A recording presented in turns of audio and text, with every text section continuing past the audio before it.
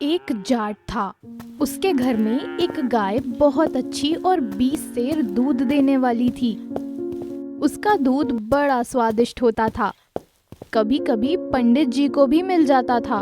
उसका पंडित यही ध्यान कर रहा था कि जब जाट का बूढ़ा बाप मरने लगेगा तो इसी का संकल्प करा लूंगा। कुछ दिनों में देवयोग से उसके बाप का मरण समय आया। उस समय जाट के मित्र और संबंधी उपस्थित हुए थे। तब पंडित जी ने पुकारा, यजमान, अब तू इष्ट एक इसके हाथ से गोदान कर। जाट 10 रुपया निकाल पिता के हाथ में रखकर बोला। पढ़ो संकल्प। पंडित जी बोले, वाह, क्या बाप बार बार मरता है। इस समय तो साक्षात गाय को लाओ जो दूध देती हो, बूढ़ी ना हो, सब प्रकार से उत्तम हो। ऐसी गौ का दान कराना चाहिए। जाट बोला, हमारे पास तो एक ही गाय है, उसके बिना हमारे बच्चों का निर्वाह नहीं हो सकेगा, इसलिए उसको नहीं दूंगा। लो, इन 20 रुपयों का संकल्प कर दो और इन रुपयों से दूसरी दुधारू गाय ले लेना। पंडित जी बोले, वाह जी वाह, तुम अपने बाप से गाय को अधिक समझते हो। क्या अपने बाप को वैतरणी नदी में डुबाकर दुख देना चाहते हो? तुम अच्छे सुपुत्र हुए। तब तो पंडित जी की ओर सब कुटुंबी हो गए, क्योंकि उन सबको पंडित जी ने बहका रखा था और उस समय भी इशारा कर दिया। सब ने मिलकर हट से उसी गाय का दान इसी पंडित जी को दिला दिया। उस समय जाट कुछ भी ना बोला। उसका पिता मर गया और पंडित जी बच्चा सहित गाय और दहने की बटलोही को ले अपने घर में गऊ बांध बटलोही धर पुनः जाट के घर आया। मृतक के साथ शमशान भूमि में जाकर दाह कर्म कराया। वहाँ पर भी कुछ पंडित लीला चलाई। तत्पश्चात 13वीं कराने आदि में भी उसको मूंडा।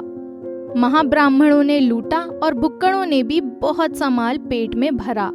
अर्थात जब सब क्रिया हो चुकी तब तक जाट ने जिस किसी के घर से दूध मांग मूंग कर निर्वाह किया। 14वें दिन प्रातः काल पंडित जी के घर पहुंचा। देखा तो गाय दूध बटलोई भर पंडित जी के उठाने की तैयारी में थे। इतने में ही जाट जी पहुँचे। उनको देख पंडित जी बोले, आइए यजमान, बैठिए। तुम भी पुरोहित जी इधर आओ।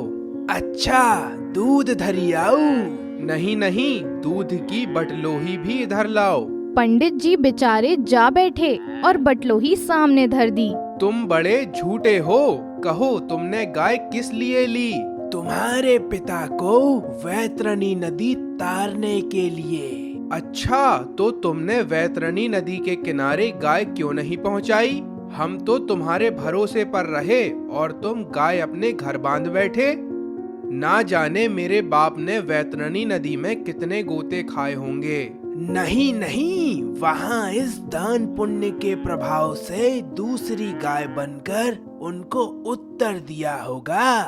वैतरणी नदी यहाँ से कितनी दूर है और किधर की ओर है? अनुमान से कोई 30 करोड़ कोस दूर है, क्योंकि 49 कोटि योजन पृथ्वी है और दक्षिण में नैऋत्य दिशा में वैतरणी नदी है। इतनी दूर तुम्हारी चिट्ठी व तार का समाचार गया हो, उसका उत्तर आया हो कि वहाँ पुण्य की गाय बन गई और अमुक के पिता को पार उतार दिया, दिखलाओ।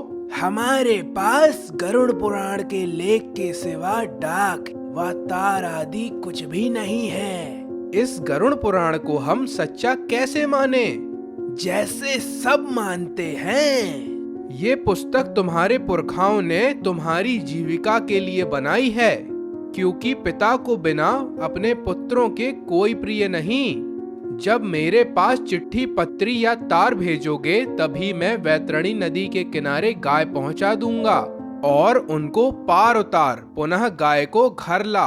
दूध को मैं और मेरे लड़के पिया करेंगे। ये कहकर दूध की भरी हुई बटलोही, गाय और बछड़ा लेकर जाट जी अपने घर को चला।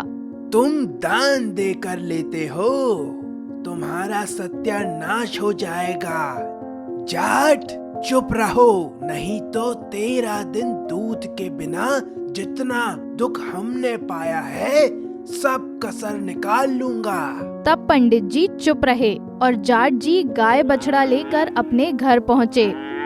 जब ऐसे ही जाट जी के जैसे पुरुष हों तो पंडित लीला संसार में ना चले।